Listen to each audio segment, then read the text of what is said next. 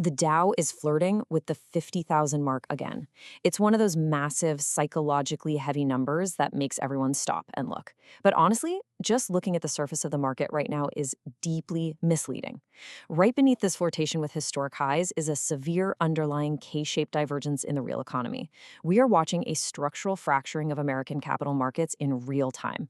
And to actually navigate it, we have to look past the ticker tape and understand the subsurface mechanics driving this exact moment in 2026. So the fundamental question institutional money is quietly wrestling with today is this. Is this a historic breakthrough or is it a massive bull trap? We have a blue chip index trying to hold the line at 50,000, but it's doing so amidst severe geopolitical escalation in the Middle East. The United States is actively disabling Iranian oil tankers in the Strait of Hormuz, and domestic gas prices are soaring past $4.50 a gallon. To figure out if this resilience is real or just a trap set for the history books, we need to look at exactly who is winning and who is being squeezed. Because what we're actually looking at is a brutal K-shaped divergence. On one side, you have the new economy, the Nasdaq composite, which just surged nearly 2% to an absolute record high of over 26,240. If you're operating in AI, semiconductors, or cloud infrastructure, you are living through a historic boom. On the flip side, you have the old economy, represented by the Dow Jones Industrial Average, which is functionally stalled out just shy of 49,600. Traditional manufacturing, retail, transportation, they are all facing intense macroeconomic pressure. The tech sector is absolutely flying, while the industrial base is feeling the brutal weight of high interest rates and sticky inflation.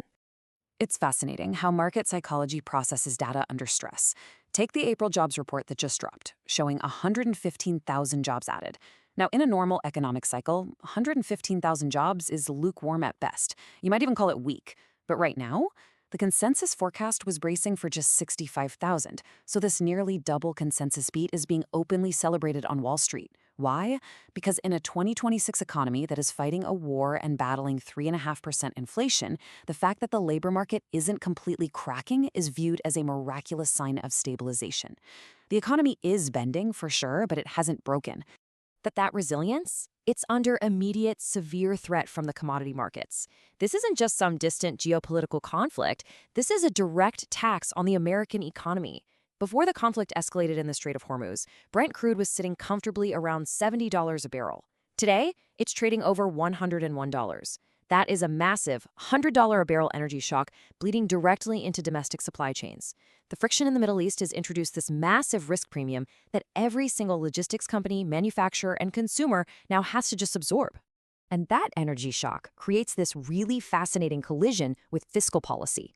You might remember in late 2025, the One Big Beautiful Act, or OBA, was passed. It was designed to be this sweeping corporate tax and infrastructure stimulus, projected to inject roughly 1% of GDP back into the economy. We're talking $129 billion in corporate tax cuts and massive incentives to reshore manufacturing. But at the consumer level, those promised tax refunds and wage gains are effectively being devoured by $4.50 gasoline. The stimulus is fighting a direct headwind of energy inflation, which is completely neutralizing the benefit for the average household. So how exactly does corporate America react to that kind of collision? Step 1, we have the energy shock, which leads directly to Step 2, margin compression. The cost to operate, ship, and manufacture is skyrocketing. How do you protect your profit margins when your input costs are out of control? Step 3, you automate.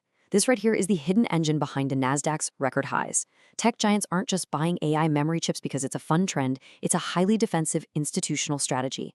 They are replacing expensive human labor and inefficient processes with AI just to protect their margins against these exact macro pressures. You can see this stark reality of the survival strategy right in the corporate numbers.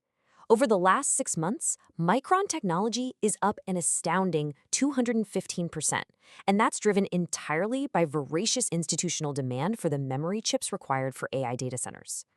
Chevron is up almost 37%, as a direct beneficiary of energy infrastructure demands. But then, look at Cloudflare, down 24%. They recently announced significant layoffs related to an AI-focused restructuring. Hardware and infrastructure firms are thriving on this desperate need for efficiency and reconstruction, while software and service firms are being forced to restructure, shed jobs, and cut costs just to survive. Which brings us to probably one of the most misunderstood narratives out there right now, the Venezuela shock. Back in early 2026, the capture of Nicolas Maduro triggered an absolute frenzy. Most headlines treated this as an immediate solution to the Middle East oil crisis, assuming Venezuelan oil would just flood the market overnight. But here's the reality. With a global oil glut of 3.8 million barrels per day expected by the IEA, and U.S. production already sitting at 13.5 million barrels, this is not an immediate oil play. It's an infrastructure windfall. The Venezuelan energy grid is essentially rotted out. It requires billions of dollars in immediate capital expenditure just to become operational again. Because of that reality, institutional capital is flowing heavily into very specific industrial giants.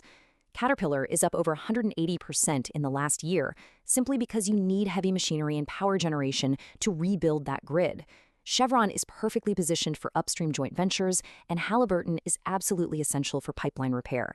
These old economy Dow components are uniquely positioned because they actually have the physical equipment and the expertise required to rebuild an entire nation's energy infrastructure from the ground up. That is the real trade happening behind the Venezuela headlines. Let's actually pause for a second to let this defining dynamic breathe. This idea perfectly captures the absolute essence of 2026. We are suspended in this massive tug of war. On one side, you've got the incredible, undeniable optimism of an AI-powered efficiency boom, what some are calling a true blue-chip renaissance. But on the other side, you have the grinding, daily friction of a geopolitical energy war capping the ceiling on traditional growth. This is exactly why the market feels so erratic day to day. It's constantly repricing the balance of power between technological deflation and geopolitical inflation. And right in the middle of this tug of war, the rules of the game are fundamentally changing. Jerome Powell is exiting, and the incoming Kevin Warsh Federal Reserve is structurally changing institutional incentives. Warsh has actively telegraphed a plan for a Treasury-Fed accord. Instead of focusing on cutting interest rates to stimulate growth, this new Fed is prioritizing the shrinking of their massive $6.7 trillion balance sheet. They want to remove distortions in the bond market first and foremost. For investors, this is a profound shift in monetary philosophy. The consequence of that hawkish reality is that the market has completely repriced its expectations. Because of the war's transition, combined with that sticky 3.5% PCE inflation, the probability of a rate cut by the end of 2026 has essentially collapsed down to just 5.5%. In fact, the odds of a rate hike are currently sitting at 32%.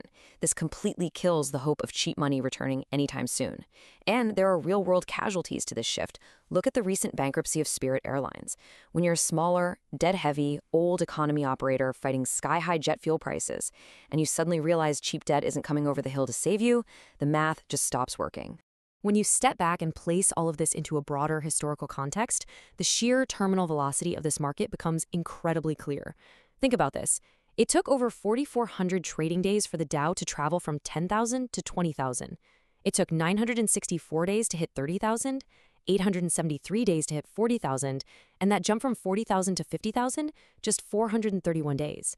Index milestones that previously took over a decade of a normal economic cycle to achieve are now being compressed into mere months. But as we've explored today, that speed is largely being driven by a highly concentrated tech sector that is masking some very deep vulnerabilities in the industrial base. So we're operating in a market moving at breakneck speed, yet profoundly divided right beneath the surface. You have AI securing record margins while heavy industry battles energy shocks and incredibly expensive debt. So I want to ask you, does this divergence between the record-breaking tech sector and the struggling industrial base change how you're looking at your own portfolio? How are you strategically positioning your investments in response to this massive subsurface divergence? I'd love to hear your specific predictions and strategies, so definitely share your thoughts down below.